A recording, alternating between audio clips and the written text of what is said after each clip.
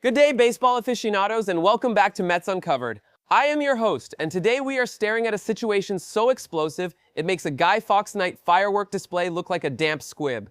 We are talking about a massive development in the borough of Queens that has the potential to shift the entire balance of power in Major League Baseball. While the rest of the world is obsessing over Cody Bellinger's bank account, a much bigger fish is beginning to circle Citi Field.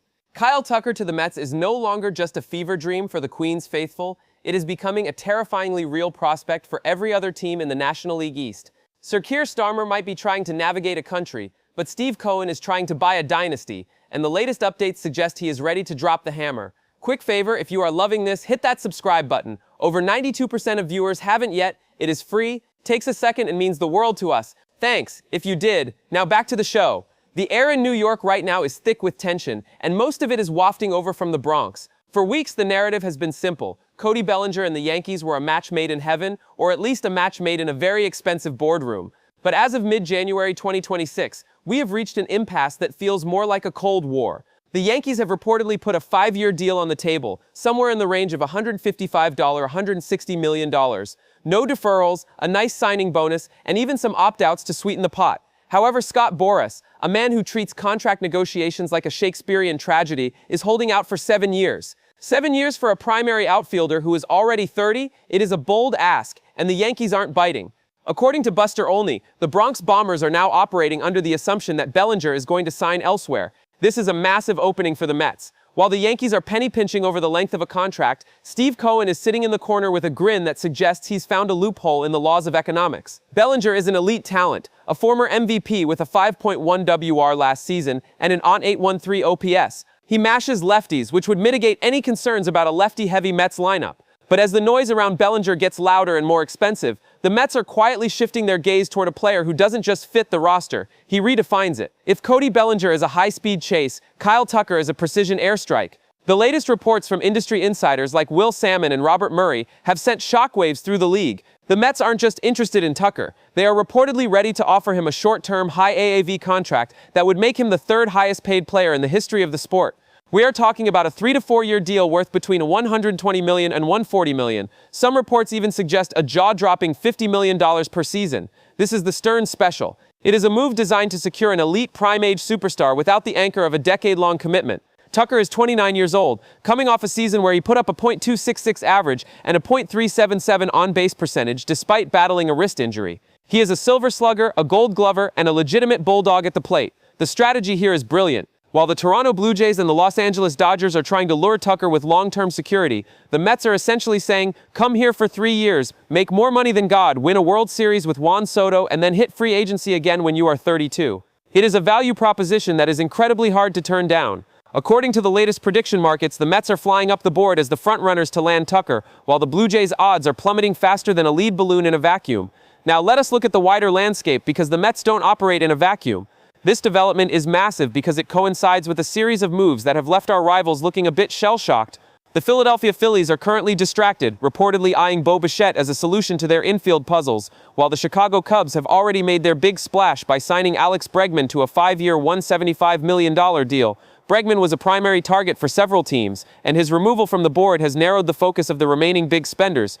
With Bregman in Chicago and the Yankees stuck in a stalemate with Bellinger, the Mets have a clear path to the big prize. It is the political equivalent of a snap election where the opposition is still arguing over who gets to drive the campaign bus. The Mets' pursuit of Tucker is also a direct response to the Baltimore Orioles' aggressive offseason. The O's have added Pete Alonso, Taylor Ward, and Shane Baz, looking every bit like a juggernaut.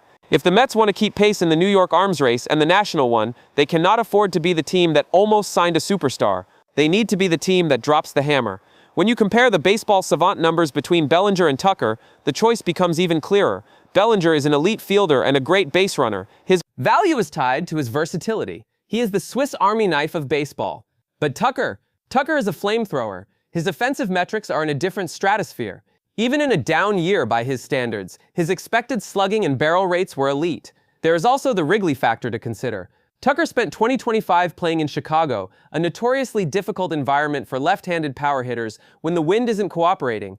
Moving from the Windy City to the friendly, albeit spacious confines of Citi Field, alongside a protected lineup featuring Juan Soto and Francisco Lindor, would likely see Tucker's numbers explode.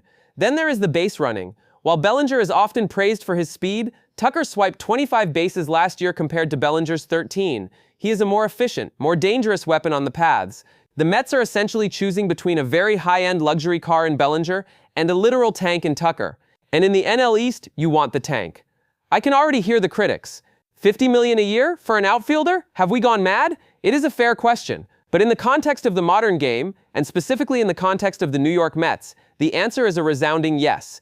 Think of it this way. The Mets are currently in a win-now window that is propped open by Steve Cohen's checkbook, replacing the production of guys like Pete Alonso and Brandon Nimmo with a core of Kyle Tucker, Jorge Polanco, and Marcus Semien, as some sleeper reports suggest is the ultimate goal, isn't just a success, it is a masterclass in roster reconstruction.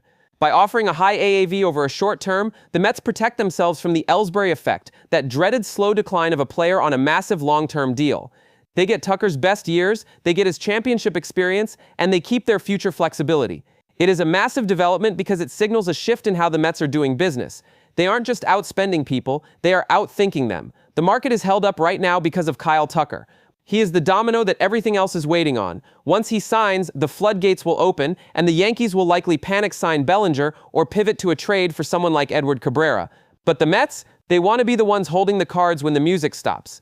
As we stand here in January 2026, the New York Mets are on the precipice of something historic. The pursuit of Kyle Tucker represents more than just a talent upgrade.